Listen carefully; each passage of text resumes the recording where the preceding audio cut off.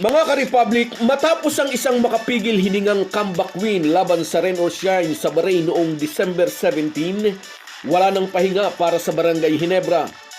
Agad nang nakatuon ang pansin ng Gin King sa darating na araw ng linggo, kung saan ay makakaharap nila ang mapanganib na kupunan ng Titan Ultra sa Araneta Coliseum. No-bearing game na ito para sa Giant Racers. Nasara na sila ng pinto para makapasok pa sa playoffs.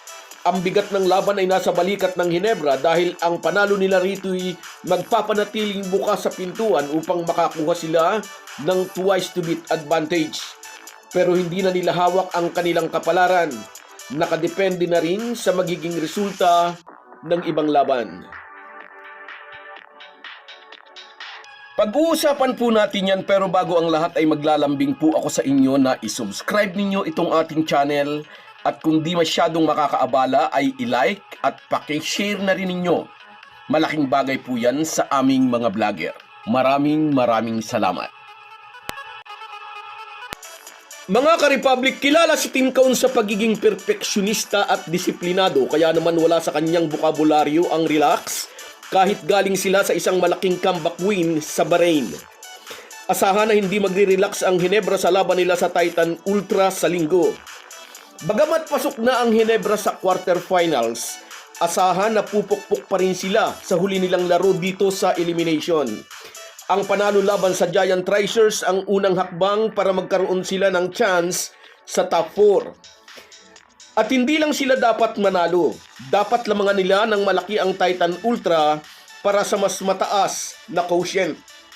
Ayon sa nakaraang mga report, laging pinapaalalahanan ni Tim Cone ang kanyang mga players na ang pinakamapanganib na laban ay yung laro matapos ang isang malaking tagumpay.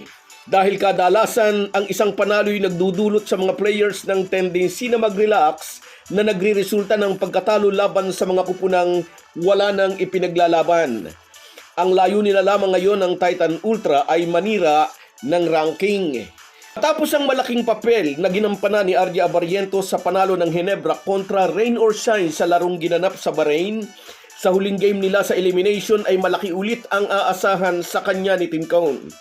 Ito ang tamang pagkakataon para lalo pang pataasin ni CTC ang kumpiyansa ni RJ. Sa laro laban sa Rain or Shine, pinatunayan ni Abarientos na kaya niyang pasanin ang kanyang team. Nagtala siya ng 25 points kung saan 12 puntos ang ginawa niya sa krusyal na huling quarter. Dahil sa kanyang mainit na shooting at kakayanang mag-create ng sarili niyang tira, siya ang naging go-to guy ng kanyang team sa laro nila sa Bahrain. Dahil kilala si Abarientos sa malalayong tira sa labas noong Miyerkules, kapansin-pansin na naging agresibo siya sa pag-atake sa basket, na marahil ay ikinagulat din ng mga ROS Bigs at hindi agad sila nakareact.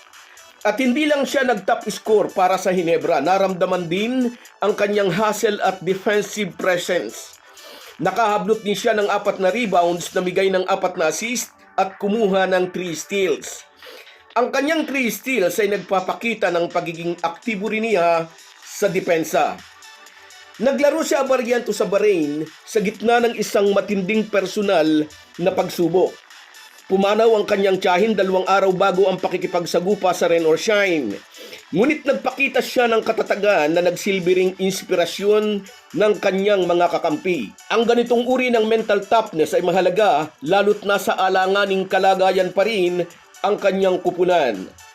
Ano ang inaasahang reaksyon ng Titan Ultra sa naging magandang performance ni RJ Abarientos sa Bahrain? Tiyak na magpo-focus ang depensa ng Giant Racers kay RJ sa laban nila sa linggo. Ngunit pwede rin itong maging patibong para sa Titans. Kapag natuon ang depensa nila sa Ginebra point guard, magbubukas naman ito ng pagkakataon para kina Stephen Holt at Scottie Thompson. Importante para sa Ginebra ang mental na aspeto ng laban nila sa linggo. Bagamat opisyal nang na-eliminate ang Titan Ultra para sa playoff contention, di dapat magkumpiyansa ang Gin Kings. Huwag nilang isipin na basta na lang gugulong at magpapakamatay ang Giant Racers. Dapat isipin ng mga bataan ni Tim Cone, nariyan ang tropa ni Calvin Abueva at Joshua Monson para manggulo ng ranking. Si Abueva ang puso't kaluluwa ng Titans. Sa huling panalo nila laban sa Phoenix, nagpasabog ng 35 points ang The Beast. Alam ni Abueva, wala na silang ipinaglalaban, ngunit gusto niyang pangalagaan ang kanyang personal na record. Makakatulong ito para makakuha pa rin siya ng matabang kontrata sakaling tapos na ang mga araw niya sa kasulukuyan niyang kupunan. Anyway, kung mahalaga ang panalo ng Ginebra laban sa Rain or Shine, ganito rin kaimportante ang magiging panalo nila laban sa Titan Ultra. Ito ang unang mahalagang hakbang upang magkaroon pa rin sila ng pag-asa sa top 4. So guys, yan lang muna. Hanggang sa muli.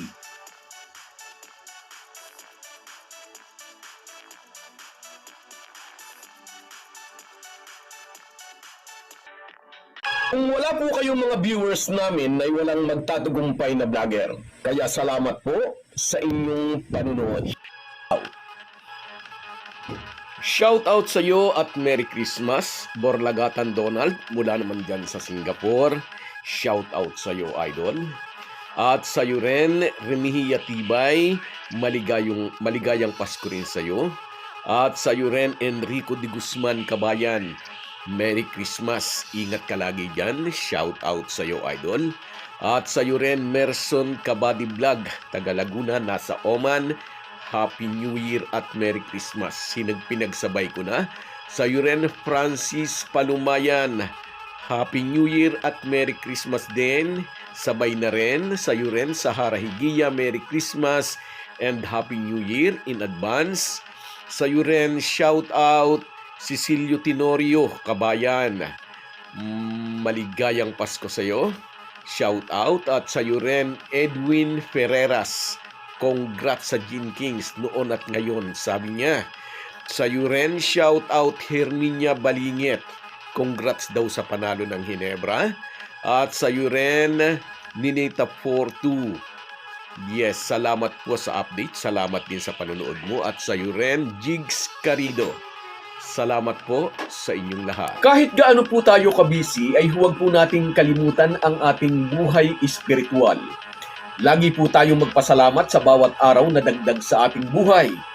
Malaki po ang maitutulong ng pananalangin araw-araw. Isang paalala po mula sa inyong Halo-Halo Sports Republic.